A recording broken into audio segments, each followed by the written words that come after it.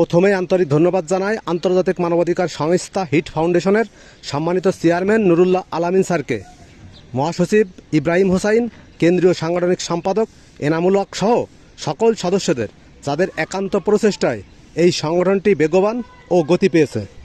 আসলে এই সংগঠনের সাথে যুক্ত থাকলে এইখানে কোনো ইনকাম বাণিজ্য, কোনো সুদ ঘুষের কোনো সুযোগ নেই। তাহলে আমি কেন এই সংগঠনের সাথে থাকব? কারণ আমার এলাকায় যারা সামাজিক, রাজনৈতিক, আইনগত বা অন্য কোনো অধিকার থেকে যদি কেউ বঞ্চিত হয়, তাহলে সেক্ষেত্রে তাদের ওই অধিকারকে ফিরিয়ে দেওয়ার জন্য আমাদের এই সংগঠন তাদের দৌড় থানা, পুলিশ, কোর্ট কাছারি, এমনকি আন্তর্জাতিক পর্যায় পর্যন্ত। রাজনীতির সাথে আপনাদের এই সংগঠনের কতটুকু সম্পৃক্ততা রয়েছে? কোনো সম্পৃক্ততা নেই।